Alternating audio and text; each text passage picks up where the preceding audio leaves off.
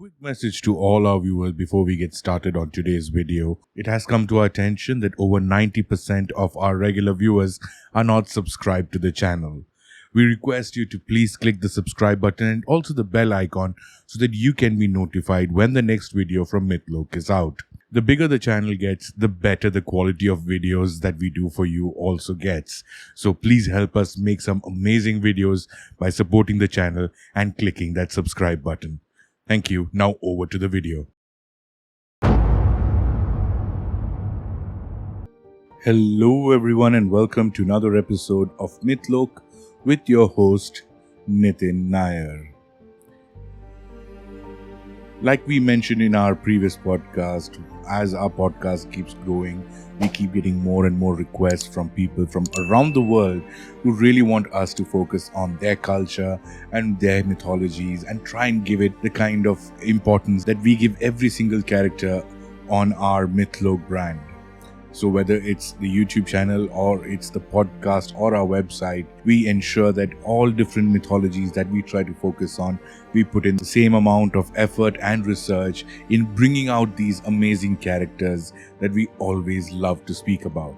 One of the mythologies that we really loved, mainly because of the variety that it contains and also because all these smaller islands that comprise the country called the Philippines has its own distinct characteristic, distinct tribes, and in many cases their own distinct culture and mythology. We will be looking at one of the most popular Filipino demigods that exists, that is Mayari. In Tagalog mythology, Mayari is a goddess of the moon and is the daughter of the supreme god Bathala and a mortal woman. To know more about Bathala, just check our previous episodes and you will find that we have already covered the supreme god of the Filipino people. She is also known as the most beautiful of all goddesses. In one of the Pampangyan myths, Mayari and her brother Apolaki fought for the earth's right to rule. During the fight, Mayari lost one of her eyes due to Apolaki's bamboo club. He then asked her for forgiveness and agreed to rule with her at night and during the day. Her light is dim compared to her brother because of her eye injury, and that is the reason why the moon does not shine as brightly as the sun.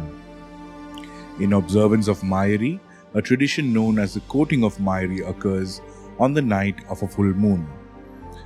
During this event, the suitor gives the woman a gift known as the sampangwita, which she can wear if she accepts the partner as her choice. Mayari wears an elegant multi-layered outfit that features vibrant beads and various accessories such as a yangtok and a baston and 2 fighting sticks. Despite her soft features, Mayari is still considered to be an epitome of strength and beauty and also the most beautiful of all goddesses in the Philippine pantheon of gods.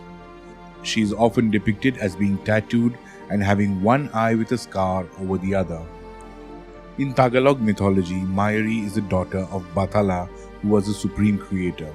She is the sister of Hanan, the deity of dawn, Adlaw, who is the god of the sun, and Tala, the goddess of stars.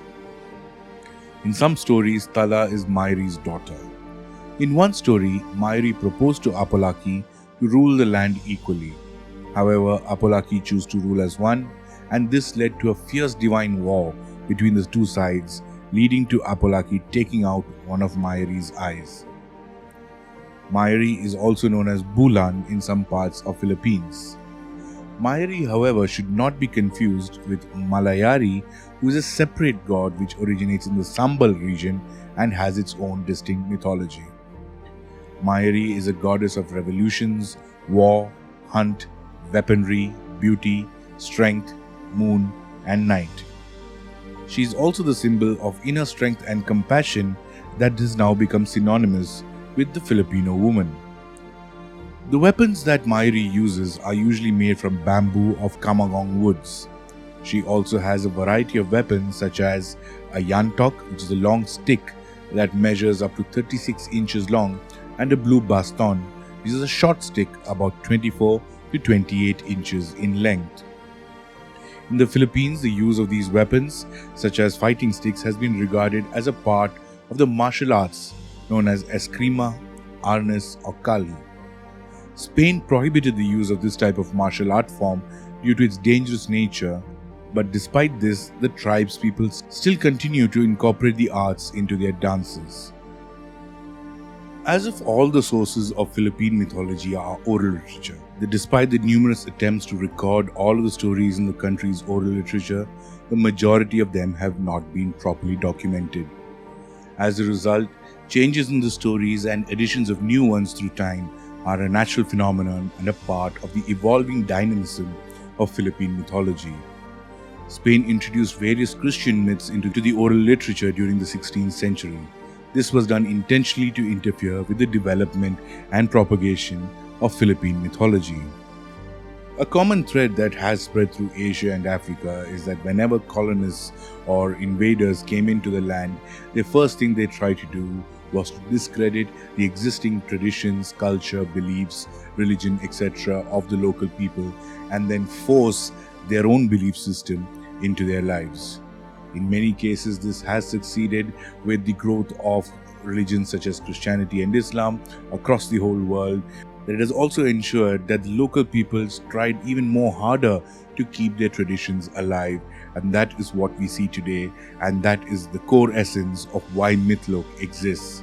That is to bring to you lost, unknown, or dwindling mythologies so that you can appreciate the cultures of all the people around the world and realize that we are not so different after all.